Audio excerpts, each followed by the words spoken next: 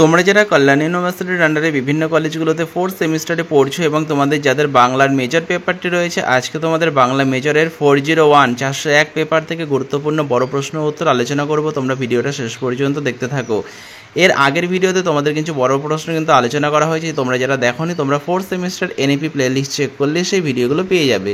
তো দেখে নাও পরবর্তী যে বড় প্রশ্নগুলো কী কী রয়েছে। প্রথম প্রশ্ন, অন্নদামঙ্গল কাব্যকে নূতন মঙ্গল অভিধায় অভিহিত করা হয় কেন? আর তোমরা যারা মনে করছো এই সম্পূর্ণ পেইড পিডিএফ কপিটি সংগ্রহ করবে, তো সেক্ষেত্রে তোমরা স্ক্রিনে দেওয়া নম্বরে 200 টাকা পেমেন্ট করে হোয়াটসঅ্যাপে তার স্ক্রিনশট পাঠাও, তোমাদের এই পিডিএফ কপিটি পাঠিয়ে দেওয়া হবে। এর মধ্যে তোমরা 2 নম্বর, 5 নম্বর, 10 নম্বরের সমস্ত ছোট বড় প্রশ্ন উত্তরসহ পেয়ে যাবে, যেগুলো তোমরা পরীক্ষায় অবশ্যই কিন্তু কমন পাবে। পরবর্তী প্রশ্ন দেখে নাও, রায়গুণাকর ভারতচন্দ্রকে যুগ সন্ধির কবি বলা হয় কেন? আর তোমাদের কিন্তু অবশ্যই এই প্রশ্ন উত্তরগুলো পার্ট করে এখানে আলোচনা করা হবে, তাই তোমরা অবশ্যই চ্যানেলটা সাবস্ক্রাইব করে রেখো। পরবর্তী প্রশ্ন, অন্নদামঙ্গল কাব্যের মানবিক আবেদন আলোচনা করো, বা অন্নদামঙ্গল কাব্যের দেবকথার অন্তরালে মানব কথা ব্যক্ত করো। তো এইভাবেই কিন্তু সমস্ত প্রশ্ন উত্তর এখান থেকে তোমরা পেয়ে যাবে, তাই চ্যানেলটা অবশ্যই সাবস্ক্রাইব করে দিও, পারলে ভিডিওটা বন্ধুদের সঙ্গে শেয়ার করে দিও, তাদেরও অনেকটা হেল্প হয়ে যাবে। পরবর্তী প্রশ্ন দেখে নাও কি রয়েছে, অন্নদামঙ্গল কাব্যে সমাজ বাস্তবতাবোধ আলোচনা করো। আর তোমরা কিন্তু অন্যান্য বিষয়ের কিন্তু মেজর মাইনর কোর্স বা মেজর মাইনর যেটা তোমাদের রয়েছে 4th সেমিস্টারের সমস্ত পিডিএফ পেয়ে যাবে, তোমরা পিডিএফের জন্য স্ক্রিনে দেওয়া নম্বরে যোগাযোগ করতে পারো। পরবর্তী প্রশ্ন, অন্নদামঙ্গল কাব্যে কবি কোন রসের প্রয়োগ করেছেন? অন্নদামঙ্গল কাব্যে অন্নপূর্ণার চরিত্রটি বিশ্লেষণ করো।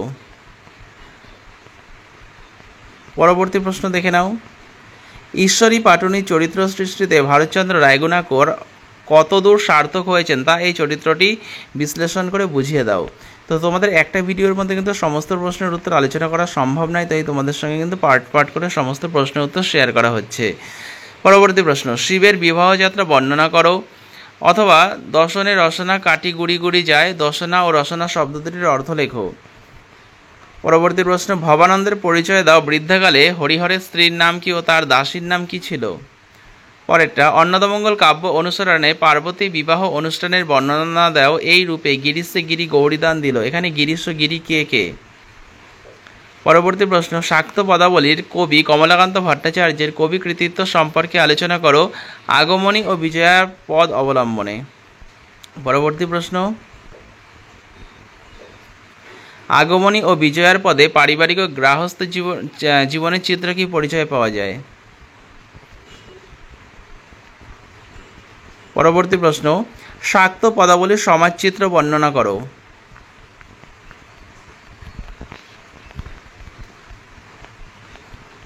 পরবর্তী প্রশ্ন দেখে নাও, গিরি এবার আমার উমা এলে আর উমা পাঠাবো না কোন পর্যায়ের গান, এর তাৎপর্য আলোচনা করো। পরবর্তী প্রশ্ন, আমি কি হেরিলাম নিশির স্বপনে, গিরিরাজ অচেতনে কত না ঘুমাও হে, কোন পর্যায়ের গানের তাৎপর্য আলোচনা করো। পরেরটা, ওরে নবমী নিশি না হইওরে অবসান, শুনেছি দারুণ মান দারুণ তুমি না রাখো সতের মান, তাৎপর্য আলোচনা করো। পরবর্তী প্রশ্ন, যেও না রজনী আজি লয়ে তারা দলে, গেলে তুমি দয়াময়ী এ পরাণ যাবে, ব্যাখ্যা করো। পরেরটা, শাক্ত পদকর্তা রামপ্রসাদ সেনের কবি কৃতিত্ব বিচার করো। পরবর্তী প্রশ্ন দেখে নাও, শাক্ত নন তবু শাক্তপদের সফল কবি বা শাক্তপদ রচনায় মধুসূদন দত্তের কৃতিত্ব বিচার করো। দাশরথী রায়ের ওপর একটি সংক্ষিপ্ত টিকা লেখো। কৃত্তিবাসী রামায়ণে করুণ রসের পরিচয় দাও। তোমরা যারা এই পেইড নোটটি সংগ্রহ করবে বলে মনে করছো, তো সেক্ষেত্রে তোমরা স্ক্রিনে দেওয়া নম্বরে 200 টাকা পেমেন্ট করে হোয়াটসঅ্যাপে তার স্ক্রিনশট পাঠাও, তোমাদের সম্পূর্ণ পিডিএফ কপিটি পাঠিয়ে দেওয়া হবে। পরবর্তী ভিডিওতে বাকি যে ছোট প্রশ্নগুলো রয়েছে সেগুলো তোমাদের সঙ্গে আলোচনা করা হবে, তাই চ্যানেলটা অবশ্যই সাবস্ক্রাইব করে রেখো সমস্ত ভিডিওর নোটিফিকেশনগুলো পাওয়ার জন্য। তো ভিডিওটা শেষ পর্যন্ত দেখার জন্য তোমাদের অসংখ্য ধন্যবাদ।